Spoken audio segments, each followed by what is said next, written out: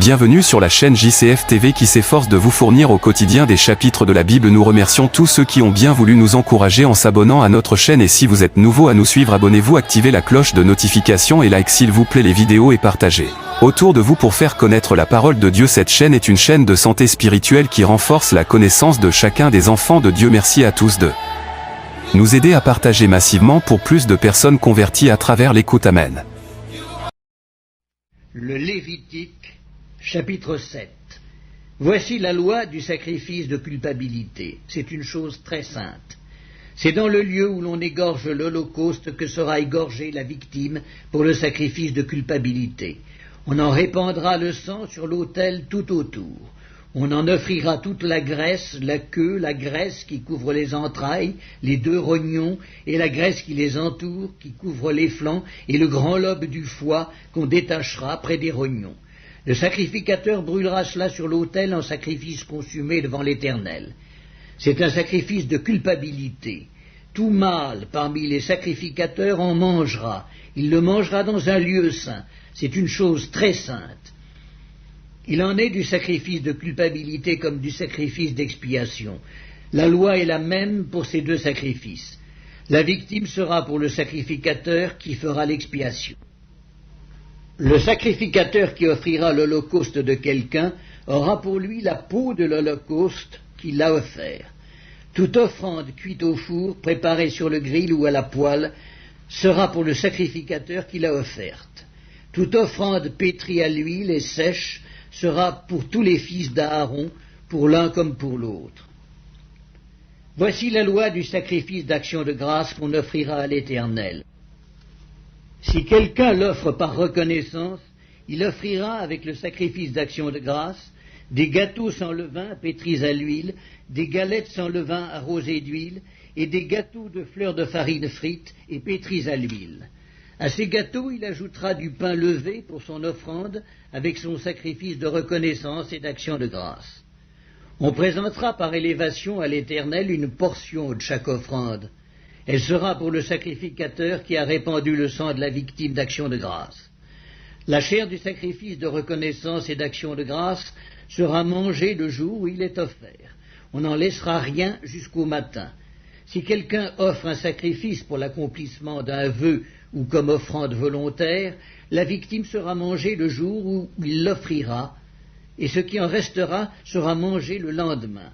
Ce qui restera de la chair de la victime sera brûlé au feu le troisième jour. Dans le cas où l'on mangerait de la chair de son sacrifice d'action de grâce le troisième jour, le sacrifice ne sera point agréé. Il n'en sera pas tenu compte à celui qui l'a offert. Ce sera une chose infecte, et quiconque en mangera restera chargé de sa faute. La chair qui a touché quelque chose d'impur ne sera point mangée, elle sera brûlée au feu. Tout homme pur peut manger de la chair, mais celui qui, se trouvant en état d'impureté, mangera de la chair du sacrifice d'action de grâce, qui appartient à l'Éternel, celui-là sera retranché de son peuple.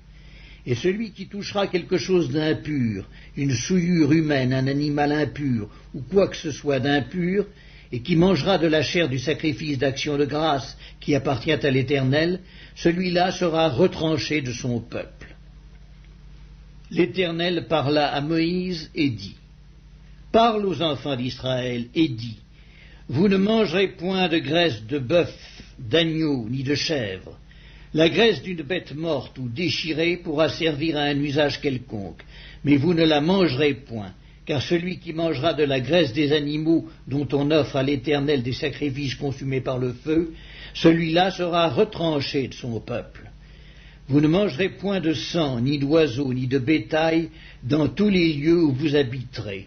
Celui qui mangera du sang d'une espèce quelconque, celui-là sera retranché de son peuple. » L'Éternel parla à Moïse et dit, « Parle aux enfants d'Israël et dis, celui qui offrira à l'Éternel son sacrifice d'action de grâce apportera son offrande à l'Éternel, prise sur son sacrifice d'action de grâce.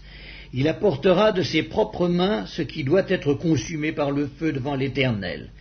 Il apportera la graisse avec la poitrine pour l'agiter de côté et d'autre devant l'Éternel. Le sacrificateur brûlera la graisse sur l'autel, et la poitrine sera pour Aaron et pour ses fils. Dans vos sacrifices d'action de grâce, vous donnerez au sacrificateur l'épaule droite en la présentant par élévation.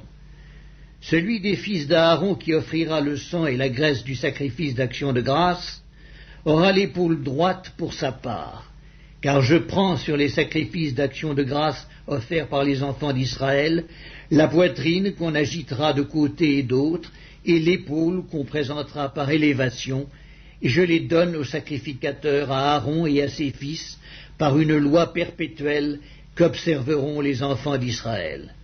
C'est là le droit que l'onction d'Aaron et de ses fils leur donnera sur les sacrifices consumés par le feu devant l'Éternel, depuis le jour où ils seront présentés pour être à mon service dans le sacerdoce. C'est ce que l'Éternel ordonne aux enfants d'Israël de leur donner depuis le jour de leur onction. Ce sera une loi perpétuelle parmi leurs descendants. Telle est la loi de l'holocauste, de l'offrande, du sacrifice d'expiation, du sacrifice de culpabilité, de la consécration et du sacrifice d'action de grâce.